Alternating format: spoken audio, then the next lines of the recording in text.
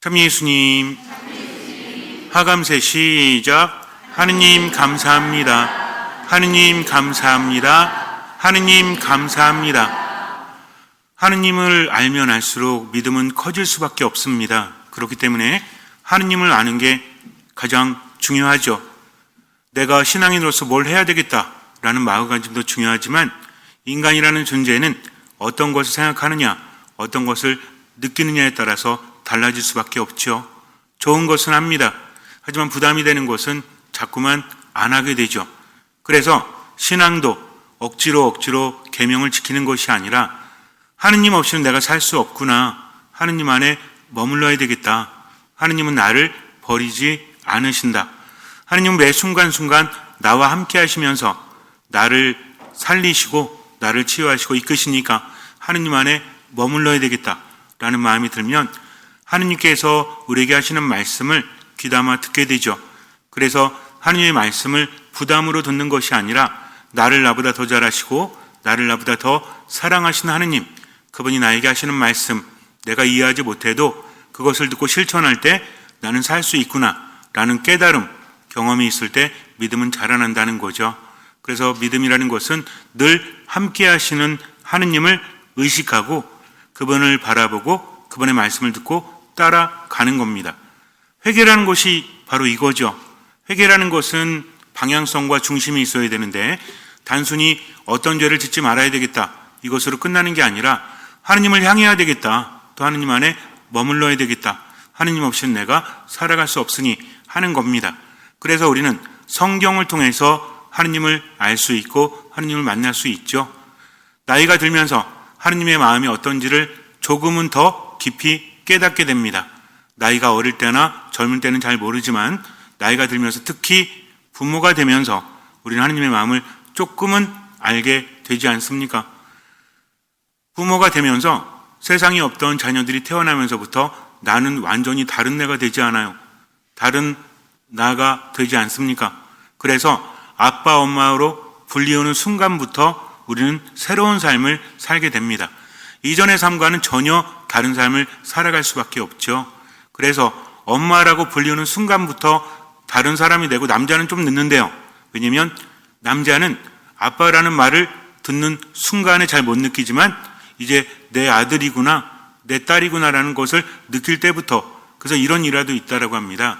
엄마가 아이에게 젖을 먹이기 위해서 침대에 눕혀놨더니 아빠가 된 지 얼마 안 된 남자가 오더니 아니 왜 내 침대에 애를 눕혀놓냐고 아무 생각 없이 말한 거죠. 그리고 어떻게 됐을까요?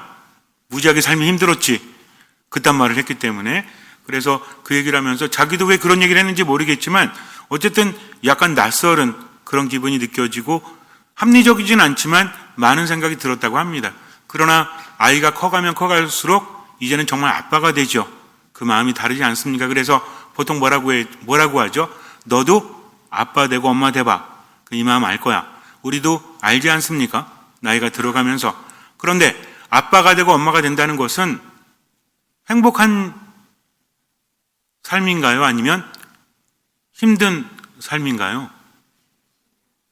행복하기도 하고 힘들기도 한 거죠. 아이를 키울 때 언제 가장 사랑스럽고 언제 가장 이쁘죠? 움직이지 못할 때래요. 움직일 때부터는 이제 어떻게 합니까? 부모 품을 떠나는 연습을 하는 거죠. 처음에는 그러죠. 엄마 아빠 없이는 난 못 살아. 난 아빠랑 엄마랑 평생 살 거야. 우린 그것이 거짓말인 줄 알죠? 어린아이 땐 그렇게 하지만 유치원 들어가고 초등학생 되고 중학생 되고 고등학생 되면 아이는 어쩔 수 없이 부모로부터 멀어져야 됩니다. 어쩔 수 없는 거예요. 그러니까 부모는 자꾸만 떠나 보내는 거죠. 그러면서도 참 마음이 아프지 않습니까? 자식 때문에 한숨 쉴 때가 많고 혼자의 인생이면 괜찮은데, 그래서 가끔은 어떤 분들이 신부님 삶이 부럽습니다. 뭐가 부럽습니까? 라고 얘기를 하다 보면 결국은 누구 때문에 그래요? 자식들 때문에 그래요. 왜? 그런 걱정 없으니까. 과연 신부가 그럴까요? 육으로 난 자식은 없어도 말 안 듣는 자식들이 많아. 그래서 더 힘들 수도 있다는 것을 여러분들이 알아야 돼요. 그래서 저도 부모로 살아보지 못했지만 여러분들도 신부로 살아보지 못했으니 그 마음을 어찌합니까? 그래서 삶은 다르지만 그래도 저도 조금은 부모의 마음을 알지 않을까 생각하지만 어쨌든 부모의 마음이라는 것은 부모가 되어보지 않으면 알 수 없다는 거죠. 하느님은 누구십니까? 하느님은 나의 아버지, 나의 어머니보다 나를 더 잘 아시고 나를 나보다 더 사랑하시는 분이시라는 거죠. 그래서 루카복음 15장을 보면 우리가 하느님이 어떤 분이신지를 정말 명확하게 와닿게 알 수 있어요. 루카복음 15장은 못 외워도 어떤 내용인지는 우리가 알아야 되는데 이미 알고 있다는 거죠. 돌아온 탕자로 우리는 잘 알고 있습니다. 아들이 아버지에게 말하죠. 아버지, 유산을 주십시오. 어차피 제게 돌아올 몫이지 않습니까? 라고 말해요. 그런데 이것은 어떤 행위죠? 용돈 달라고 하는 거하고 유산 달라고 하는 것은 같습니까? 다릅니까? 다르죠. 유산은 언제 받는 거예요? 부모님이 돌아가실 때 물려주는 건데 자식이 당당하게 요구할 수 있습니까? 여러분들은 자녀가 유산을 요구하면 뭐라고 답하실래요? 역시 너는 똑똑하구나. 네 거를 미리 챙기니 어휴 내 아들 내 딸 내가 정말 똑똑하게 잘났네. 그래요? 마음이 아플 수밖에 없죠. 자식이 당당하게 유산을 요구한다는 것은 부모의 마음을 아프게 하는 거죠. 아버지는 내게 죽은 사람과 같습니다. 라는 불효막심한 말일 수밖에 없어요. 그리고 나서 유산을 받아서 아버지로부터 떠납니다. 이게 전제라는 거죠. 유산을 달라는 것은 제가 함께 살면서 아버지 잘 모실게요 하는 게 아니라 유산을 받고 멀리 떠나가는 겁니다. 더 이상 간섭하지 마십시오. 내 마음대로 살겠습니다. 유산이라는 것이 당당히 받을 수 있는 건가요? 부모 거는 내 건가요? 보통 부부가 헤어질 때도 네 거 내 거 챙기지 않습니까? 내 거 줄 수 없죠. 왜? 헤어지면 남이니까. 그런데 자식은요, 떠나갈 때 남이 될 수 없어요. 떠나가는 자식과 떠나보내는 부모의 마음은 완전히 다릅니다. 부모는 늘 기다린다는 거죠. 자식이 어디를 가도 부모는 자식의 자리를 마련해 놓지 않습니까? 제가 한 10년 정도 전에 어떤 집에 방문을 했는데 거기에 작은 방이 하나 있더라고요. 그래서 이 방은 무엇입니까? 그랬더니 시모님 이 방은 제 아들 방입니다. 그래요. 아들이 어디 있는데요? 아들이 외국에 있습니다. 그럼 언제 옵니까? 안 옵니다. 거기서 대학 나와서 취직을 했대요. 언제 올지 모르는 거죠. 그런데도 어디가 있어요? 무엇이 있어요? 아들을 위한 방이 있는 거죠. 그런데 자식 집에 가면 부모님 방이 있나요? 그런데 본 적이 없어요.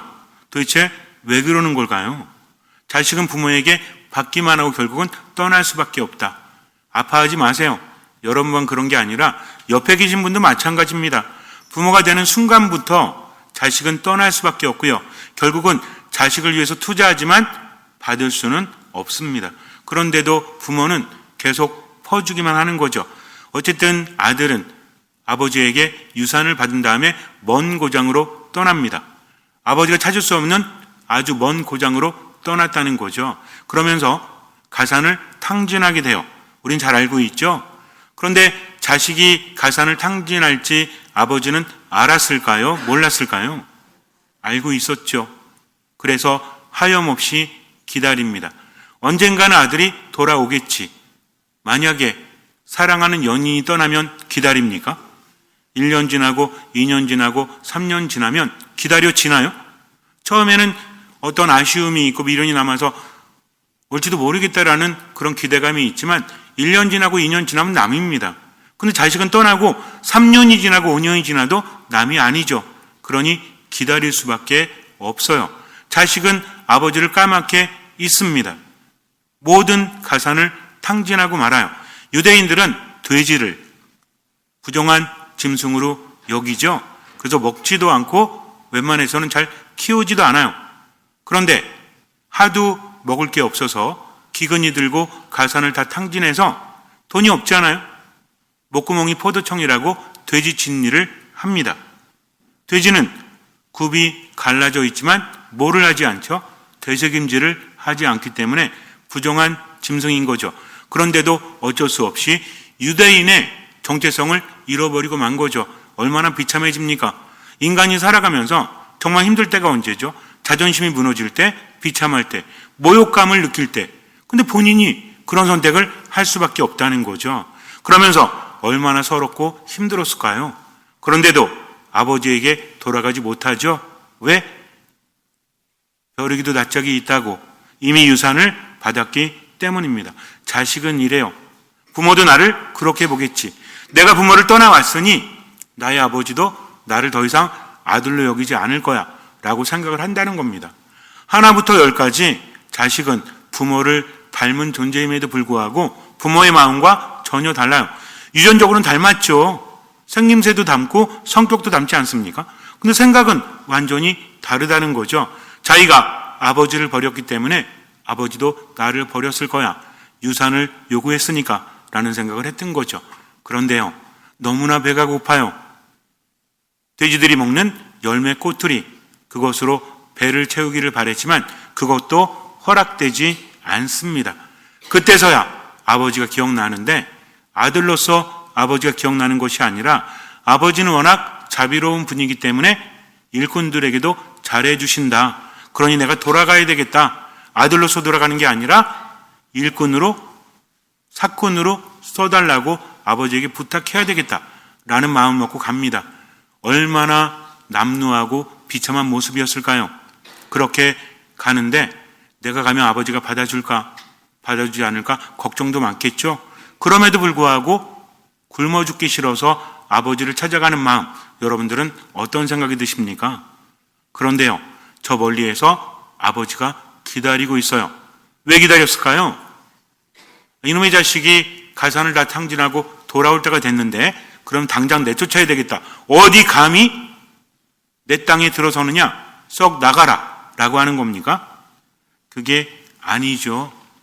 왜 기다렸어요? 아버지 마음이 어땠을까요? 분명히 유산을 요구해서 멀리 떠났지만 아버지는 자식을 잘 알죠. 언젠가는 가산을 다 탕진하고 말 거야. 그래도 돌아오기만을 바라는 겁니다. 아들이 죽기를 바라지 않았기 때문에. 그래서 멀리 떨어져 있을 때 아버지가 그를 보고 가엾은 마음을 느낍니다. 이게 문제예요. 부모는요, 자식에게 가엾은 마음을 느낄 수밖에 없어요. 안타깝지 않습니까? 합리적으로 생각해 보면 여러분들 평생 내 옆에서 나를 위해주고 또 나를 보살펴주고 그런 사람은 누구뿐이 없죠? 자식? 착각하지 마세요. 자식은 떠나야 되는 겁니다. 어쩔 수 없는 거예요. 그 자식이 부모가 되면 또 그렇게 살 수밖에 없지만 여러분들 옆에서 미우나 고우나 평생 함께 할 사람이 누군지 아세요? 옆에 보세요. 이 사람이에요. 근데도 우리는 누구에게 더 짜증내고 화내고 막 힘들게 하죠? 남편이 밤늦게 들어왔어요. 술 마시고. 그래서 여보, 내가 밥을 못 먹었어. 그럼 뭐라 그래요? 아니, 밥도 못 얻어먹고 여태까지 뭐하고 다니는 거야? 차려 먹어. 근데 아들이 와가지고 어머니 저 밥 못 먹었어요. 그러면 어떻게 해요? 이놈의 자식이 이렇게 늦게 되뇨. 그런데도 어때요? 밥 차려주죠? 참 슬프지 않습니까? 근데도 어쩔 수 없는 거죠. 천부적인 겁니다. 부모의 마음이기 때문에. 여기서 아버지가 느낀 마음, 가엾은 마음이 들었다는 것은 그 모습이 어떻게 본다면요, 내 돈 뺏어가가지고 다 탕진하고 돌아오니까 얼마나 얄밉고 얼마나 답답합니까? 그런데도 아버지는 그걸 바라보는 게 아닙니다. 자식을 바라보는 거죠. 그래서 가엾은 마음이 드셨다. 스플랑크니 조마이라고 하는데 창자가 끊어지는 마음, 그런 마음을 느낀 거죠. 그래서 아들에게 달려갑니다. 그리고 껴안죠. 입을 맞춰줍니다. 이것은 하느님의 사랑이라는 거죠. 하느님은 나를 나보다 더 잘 아십니다. 내가 죄를 짓는 것도 나약한 것도 아신다는 거죠. 우리 왜 죄를 짓죠? 물론 못돼가지고 이기적으로 죄를 짓는 사람도 있지만 우리는 죄를 짓고 싶지 않죠. 하느님의 뜻대로 살고 싶어요. 행복하게 살고 싶고 기쁘게 살고 싶고 베풀면서 살고 싶은데 뭐가 변합니까? 기분이 변해요. 때로는 정말 행복해가지고 그래, 세상 사는 게 무슨 의미가 있겠어. 베풀면서 살자, 가볍게 살자 라고 하지만 우리는 어떤 상황 앞에서 무너져 버리죠. 그러니 집착하고 감정에 휘말리고 때로는 화내고 슬퍼하고 미워하고 그러면서 세상을 살아갑니다. 후회하면서도, 아니 후회할 것을 알면서도 그렇게 될 수밖에 없다는 거죠. 그러니 가슴을 쥐어뜯죠. 내가 왜 이런 걸까? 우리 다 알지 않습니까? 이 정도 나이가 되면 어때요? 옛날에 제가 신학생 때 서른 즈음에라는 노래를 들었어요. 김광석 노래. 또 하루 멀어져 간다. 머물러 있을 청춘인 줄 알았는데. 근데 30이 되고 나니까 그런 느낌을 갖는다는 거죠. 지금 보니 어때? 30은 애요, 애. 그렇지 않습니까? 30은 정말 애잖아요. 근데 20대 때 듣고 그래 30이 되면 정말 이제는 인생이라는 것이 좀 꺾이는구나라는 생각을 했다는 거죠. 근데 지금 어때서요, 여러분들? 30은 무슨 개뿔 60이 넘어가지고 겁이 넘어가지고 살면서도 그렇지 않습니까? 내가 살아온 날보다 살아갈 날이 짧다는 걸 아는데도 집착해요, 안 해요? 집착하고 싶지 않은데 집착하죠? 이게 인간이에요. 왜 그렇습니까? 나약하기 때문이죠. 불안하기 때문입니다. 두렵기 때문입니다. 근데 이것을 하느님은 더 많이 아시고, 아니 모든 것을 아신다는 거죠. 내가 나를 몰라도 하느님을 아십니다. 그러니 하느님은 죄를 짓지 말라 하시면서도 죄를 지은 우리를 기다리신다는 거죠. 죄는 무엇입니까? 도둑질하고 거짓말하고 미워하고 이런 것도 죄지만 죄는 뭔지 아세요? 하느님 안에 머물지 않고 그분의 뜻대로 살아가지 않는 겁니다. 선악과가 어떤 열매죠? 사과 종류인가요? 바나나 종류인가요? 아무도 알 수 없어요. 창세기에서 말하는 선악과라는 것은 이 선악과가 어떤 품종이다 말하는 게 아닙니다. 선악과가 중요한 이유는 뭡니까? 하느님께서 따먹지 말라고 하신 것을 인간이 따먹는다. 그 행위 자체라는 거죠. 그러니 중요한 건 뭐냐면 하느님의 말씀을 따르지 않으면 하느님과 함께 살아갈 수 없다. 에덴 동산은 어떤 곳입니까?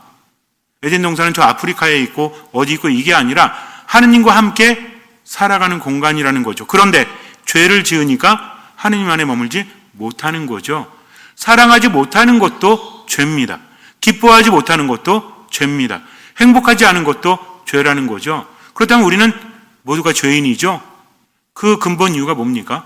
불안하고 두렵고 나약한 인간이기 때문에. 그래서 하느님 안에 머물기 위해서는 뭘 해야 돼요? 죄를 뉘우치고 회개를 하는 거죠. 회개는 뭡니까? 메타노이아, 방향전환, 어렵게 생각할 필요 없어요. 하느님 밖에 있다가 하느님께 방향을 전환하는 겁니다. 우리는요, 돌아가고 싶어도 이미 너무 멀리 왔어. 그러니 방향을 전환하지만 갈 힘이 없죠. 그래도 하느님은 어떤 분이시다? 기다려주시고 나를 찾아 헤매시는 분이시다. 성경을 통해서 우리는 하느님의 모습을 종합적으로 이해해야 합니다. 일단 하느님은 어떤 분이시다? 기다리시는 분이다. 그리고 내 죄를 묻는 것이 아니라 돌아온 나를 안아주시는 분이다. 거기에서 아버지가 너 이럴 줄 몰랐어? 너 아버지 품 떠나서 얼마나 힘들었어? 그래가지고 이제 죽게 생겼으니까 이제 돌아오냐? 내가 너를 낳고 미역국을 먹었어 이놈의 자식아. 그러십니까? 아니죠. 달려갑니다. 유대인 사회에서 달려간다는 것은 품위가 떨어지는 거예요. 절대로 달리지 않습니다. 근데 누구 일이니까? 너무나 자식이 가여우니까 아버지가 지켜볼 수가 없는 거예요. 그래서 달려갑니다. 체면이 땅에 떨어지든 말든 상관이 없다는 거죠. 왜 그런 걸까요? 당시에는 긴 옷을 입었죠. 로브, 겉옷이라고 합니다. 그러니 달리면 어떻게 돼요? 옷을 걷어 들고 달려야 되잖아요. 그럼 발이 보이는 거잖아. 종아리가 보이는 거잖아요. 당시에는 여자들뿐만 아니라 남자들도 종아리를 보이는 행위는 천박한 행위입니다. 그런데 아버지는 그렇게 달려갈 수밖에 없죠. 더군다나 연로한 가장이 뛰어다니는 것은 상상할 수도 없어요. 그런데도 아들을 위해서 그렇게 달려갑니다. 왜? 창자가 끊어지는 고통이 있기 때문이죠. 그리고 아들에게 가장 좋은 옷을 가져다 입히고 손가락에 반지를 끼워주고 발에 신을 신겨라. 옷과 반지와 신이 의미하는 건 뭡니까? 이 아들은요, 옷도 다 떨어져가지고 사람 꼴이 아닌 거지. 그리고 신발도 다 헤어져서 더 이상 신을 수 없는 겁니다. 옷은 뭡니까? 옷은 뭘 가려주죠? 몸을 가려주잖아요. 그래서 옷이라는 것은 죄와 수치를 가려주는 은총을 말하죠. 반지는 뭡니까? 가문의 반지예요. 그래서 반지는 의미가 많이 있죠. 약혼할 때도 반지 끼죠. 결혼할 때도 반지 끼죠. 또 서양의 유럽의 유명한 가문들, 이스라엘도 마찬가지지만 가문의 인장이 있죠. 이게 뭡니까? 반지예요. 그래서 가문을 나타내는 반지를 끼워준다는 건 뭡니까? 이제 내가 너를 아들로 받아들이겠다. 유산을 다 받아서 갔지만 너는 역시 변함없이 내 아들이다. 그래서 가족의 권리와 상속의 표징입니다. 또 주겠다는 거죠. 이미 유산 받아갖고 갔는데 아버지는 더 주겠다는 겁니다. 또 신발은 뭐예요? 종이 아닌 자유로운 신분을 말합니다. 아들은 종으로 써달라고 온 거잖아요. 근데 아버지는 아들로 받아들인 거죠. 그리고 뭘 잡으래요? 1번 염소, 2번 닭, 3번 살진 송아지. 살진 송아지는 아무 때나 잡는 게 아닙니다. 매우 중요한 잔치 때 잡는 짐승이라는 거죠. 그래서 잃은 자를 찾은 구원의 잔치입니다. 그래서 우리는 어떻게 해야 돼요? 하느님께 돌아가야 합니다. 하느님은 자비로이 나를 안아주시고 회복시켜 주시는 분이다. 하느님은 어떤 분이시죠? 우리가 하느님 안에 머문다는 것은 구속받는 것이 아닙니다. 하느님 안에 있을 때 회복되어지고 치유되어지고 충만되어진다는 거죠. 그러니까 우리는 하느님 안에 머물기 위해서 어떻게 해야 돼요? 매 순간순간 내가 하느님의 뜻대로 살아가지 못했구나. 단순히 죄를 진 것만 말하는 게 아니라 행복하게 살지 못했구나. 기쁘게 살지 못했구나. 세상에 얽매여서 살았구나 하면서 묵상하는 거죠. 그리고 이제 어떻게 해야 되겠다? 하느님께 돌아가야 되겠다라고 하는 겁니다. 그래서 갈 힘이 있다면 가면 되고요. 갈 힘이 없다면 방향만 틀고 기다리면 돼.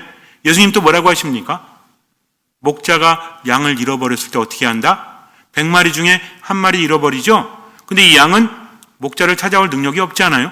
그럼 어떻게 합니까? 99마리를 내버려둔 채 그 1마리를 찾아 헤매고 찾았을 때 어떻게 한다? 어깨에 둘러매고 와서 잔치를 벌인다라고 말합니다. 우리는요, 얼마만큼 하면 돼요? 할 수 있는 만큼, 또 얼마만큼? 보이는 만큼 하느님을 향해 있으면 돼요. 절대 포기하지 마세요. 내 인생 망쳤어. 나이도 많고 능력도 없고 할 것도 없는데 내 기쁘게 살 수 있겠어? 기쁘게 살면 됩니다. 누구 바라보고? 하느님 바라보고. 그러니까 돈이 별로 없고 능력도 별로 없고 그래도 하느님만 바라보면서 살아가면 하느님께서 나에게 오신다는 거죠. 갈 힘이 있으면 가면 돼요. 갈 힘이 없다면 바라만 보면 돼요. 하느님께서 우리에게 찾아오시기 때문입니다. 이것이 무엇이다? 이게 회개라는 거죠. 예수님께서는 여러 각도로 말하시죠. 내 안에 머물러라. 나를 따라오너라. 그리고 하늘나라가 가까이 왔다. 하늘나라가 가까이 왔대요. 대단하지 않습니까? 하느님 나라는 저 멀리 있어가지고 내가 갈 수 있는 나라가 아니다. 하느님 나라 하느님과 함께 사는 나라인데 내가 방향만 틀면 하느님 나라가 내게 가까이 온다. 그러니까 내 문 앞까지 와서 나를 태우고 가신다는 거죠. 그럼 어떻게 하면 돼요? 문 앞에 와서 기다리면 되죠. 이 정도도 못하면 돼요? 안 돼요? 안 되죠. 여러분들은 잘 못 느끼시겠지만 제가 마두에서 느끼는 게 뭔지 아십니까? 여기서는요, 대중교통 이용하는 게 너무 힘들어. 제가 예전에 있던 광명에서는요, 한 50m 나가면 지하철이 있어요. 그러니까 언제든 나가가지고 지하철 타거나 버스 탈 수 있거든요. 여기는 버스 정류장이 있지만 이게 무슨 가는데도 뻔하게 정해져 있고 잘 오지도 않잖아요. 더군다나 정류장까지 얼마나 걸려? 성당에서 꽤 걸려요. 그러니까 예전에 그 고마움을 제가 이제 안다니까. 그러니까 이게 뭐다? 야, 이게 내가 집 앞에 있으면 누가 데리고 오면 얼마나 편합니까? 이게 뭐다? 그러니까 내가 집 앞에 나가는 게 뭐다? 회개다. 이것도 못하겠다? 그럼 죽어야지 뭐. 이 정도도 못하면 안 되죠. 그러니까 여러분들, 하느님이 나를 아무리 사랑하셔도요, 내가 돌아가야 합니다. 그분은 나를 기다리시는 분이니까. 그래서 이것만 기억하세요. 내가 성경 잘 모르고 교리 잘 몰라도 하느님 안에 무조건 머물겠다. 그럼 하느님께서 나를 치유해 주시니까 어느 때가 되면 귀가 열립니다. 대신 우리는 어떤 마음으로? 듣는 마음으로 머물면 되죠. 성경 잘 모르고 교리 잘 몰라도 어디에 머물면서, 특히 가장 중요한 어디에? 미사 안에 머물면서 살진 송아지를 잡아준다? 성찬례를 말합니다. 즉 예수님께서는 뭘 주세요? 당신의 몸과 피를 우리에게 주시는 거죠. 왜? 당신의 힘으로 살아가라고. 고대 사람들은 이렇게 여겼어요. 내가 어떤 것을 먹으면 그 힘으로 살아간다 라고 생각을 했습니다. 그러니까 우리가 예수님의 몸과 피를 받아보신다는 것은 밀떡과 포도주가 실제로 그분의 살과 피가 되는 거죠. 이걸 받아보심으로써 누구 힘으로? 하느님의 힘으로 살아가는 겁니다. 그래서 신앙인은 어떤 사람이다? 하느님의 힘으로 살아간다. 그래서 내 뜻이 아니라 하나님의 뜻대로, 즉 내가 하고 싶은 대로가 아니라 하나님의 말씀을 듣고 그것을 실천한다는 것도 있지만 더 중요한 건 뭐다? 그렇게 함으로 인해서 내 힘으로 살아가는 게 아니라 하나님의 힘으로 지금을 살아가는 거다. 그러니 하나님께 온전히 맡기고 어떤 마음으로? 듣는 마음으로 뭐 해야 되겠다? 회개해야 되겠다. 어떤 걸 회개하면 돼요? 내 생각과 내 기분과 말과 행동을 하느님 안에 머물면서 하나님의 뜻대로 그렇게 하면 되죠. 그러니까 가끔 아유 죽겠어 하면서 불평이 나올 때 깨닫잖아요. 불평해봤자 나을 수 있는 거 없잖아요. 아무것도 나아지지 않잖아요. 그러니까 어떻게 하면 돼? 성호를 그으면서 하느님 감사합니다. 제가 힘내서 살겠습니다. 좋은 말 하는 겁니다. 좋은 행동하는 겁니다. 그리고 살아가는 거죠. 힘들면 또 어때? 하느님께 맡기고 그분을 바라보는 거죠. 이게 뭐다? 이게 뭐다? 두 글자로? 이게 회개다. 그래서 회개라는 것은 마음을 변화시키고 마음의 방향을 바꾸는 건데 누구께로? 하느님께로. 그냥 전환하는 게 아닙니다. 방향이 있어야 돼요. 목적이 있어요. 누구께로? 하느님께로. 그럼 구체적으로 어디 안에 머물자? 미사 안에 머물자. 또 어디 안에 머물자? 말씀 안에 머물자. 또 어디 안에 머물자? 기도 안에 머물자. 얼마만큼? 할 수 있는 만큼, 보이는 만큼 나머지는 주님께 맡깁니다. 근데 여러분들 가장 기도하기 쉬운 게 뭔지 아세요? 맨날 변하는 것만 하느님께 드리면 돼. 이 기분이에요, 기분. 우리 기분이 맨날 변하잖아. 나이가 들면서 더 그러죠? 아침에 좋았다가 점심 때 슬펐다가 저녁 때 화냈다가 옆에서 보면 어때? 미친 것 같아. 내가 그래요. 왜? 나약해서. 우리는요 끊임없이 움직이거든. 우리의 생각과 우리 마음은요 가만히 있지를 못해요. 조금만 환경이 바뀌거나 아니면 관계가 틀어지거나 내 마음에 불안감이 오르잖아요. 그럼 생각이 부정적으로 변해요. 또 기분도 그렇게 변해요. 그러니 뭐가 변해? 얼굴이 변해. 그래서 나이가 들면 들수록 얼굴이 이쁠까요? 안 이쁠까요? 안 이뻐. 근데 어떻게 하면 돼? 웃으면 돼. 웃으면. 하느님 안에 머물면 된다는 거 아셨죠? 그러니까 엄청난 기도 못해도 오늘 결심하세요. 내가 힘들 때마다 성호를 그으면서 하느님 감사합니다. 하느님 감사합니다. 3번 하면서 하느님 안에 머물러야 되겠다. 나머지는 맡기겠다. 여기부터 시작이 되는 겁니다. 그러니까 걱정하지 말고 두려워하지 말고 늘 함께 하시는 하느님께 내 무엇을 두고? 마음을 두고. 그러니까 어떤 마음으로? 듣는 마음으로 살아가는 겁니다. 잠시 눈을 감으세요. 마테오가 전한 거룩한 복음입니다. 예수님께서는 요한이 잡혔다는 말을 들으시고 갈릴레아로 물러가셨다.